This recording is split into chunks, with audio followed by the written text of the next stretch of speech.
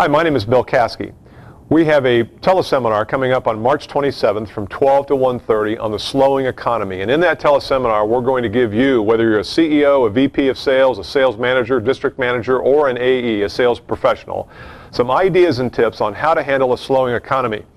You know, it was about November of last year, and we've got a transportation and logistics company in our client base, and they started to see things happening, a little slowdown. And usually what they say is the transportation business feels slowdowns and recessions before anyone else does.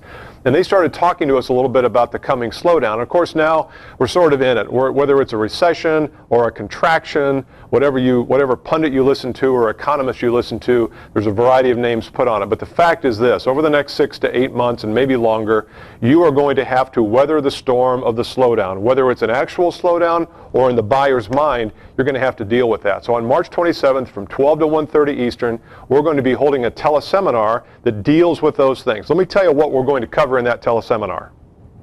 So one of the first things we're going to talk about on the teleseminar is what we call the fundamental shift. And it's a shift in how you see the world, how you act in the world, and how you interact with your buyer. And we've been talking about this off and on for the last few years, but in a recession or a slowdown, this fundamental shift is even more important, because if you appear and show up like this traditional salesperson trying to convince and persuade your prospect, it's not going to work during a slowdown. You're going to have to be much more relevant and much more effective at how you communicate your value. So the first thing we're going to do on this call is talk about the fundamental shift. I think you'll derive great benefit from that, and you'll also start to see the world a little bit differently too. One of the first strategies is what we call detachment. And detachment is your ability and propensity to let go of deals and to show up from an abundant state, to show up from a place of really wanting to help your customer. Because if you give even a fraction of a signal that you're desperate, prospect's going to freeze up. So the first thing we're going to talk about is this concept of detachment. Second thing we're going to talk about is the idea of being a hawk for pain. Now we're going to talk about what pain means. A lot of sales organizations throw out the word pain, and we take a very different look at it. But the fact is that this is what's going to compel someone to change what they're doing now and buy from you. So again, in a slowdown, you've got to be really, really good at this. You've got to be a hawk. You've got to be on the lookout for it at all times. You've got to be competent about how you find the pain, the problem, the business issue that your customers are dealing with. Because the fact is, people still have a lot of money to buy to fix problems. They do not have a lot of money to buy during a slowdown just to buy cool stuff. So you've got to make sure that you're a hawk for this. We're going to tell you exactly how to do it.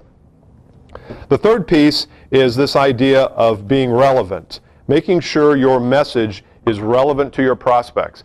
If you're going into the CFO talking about the technical aspects of your world, the CFO really could care less. You've got to make sure you target your message and make it relevant for each constituent that you call on. And again, we'll tell you exactly how to do that. Once again, March 27th, 12 to 1:30 is our seminar. You probably see in the lower part of the screen right now how to sign up. But we're going to talk about relevance and message.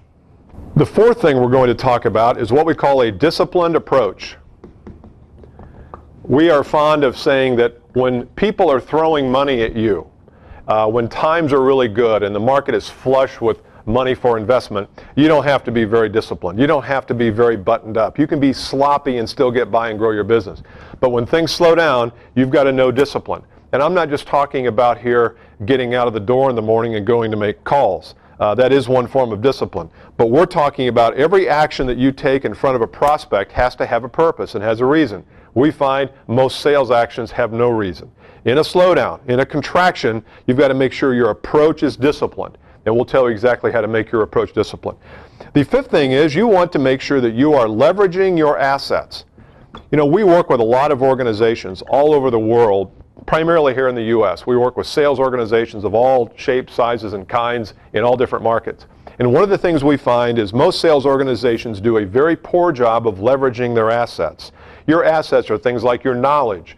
Your assets are things like your relationships. Your clients are assets for you. And yet we do a poor job of leveraging those. So in a slowdown, you have to make sure that you, number one, inventory and keep track of, understand what your assets are, and number two, have a plan to leverage those. And Brian Neal is going to talk about that at length in this teleseminar. I'm going to be joined by my associates. The faculty for this will be Brian Neal, Brooke Green, and myself, and we'll be handling this. Once again, it's March 27th from 12 to 1:30. I wanted to give you some sense of some of the things we'll be covering. If you want to register, go to CaskeyTeleseminars.com. Once again, it's probably at the bottom here. We'll put it on the last slide as well. Thanks for listening today. I know this is probably longer than you intended to listen, but I wanted to give you some sense of some of the content we're going to be covering. March 27th, we'll see you there.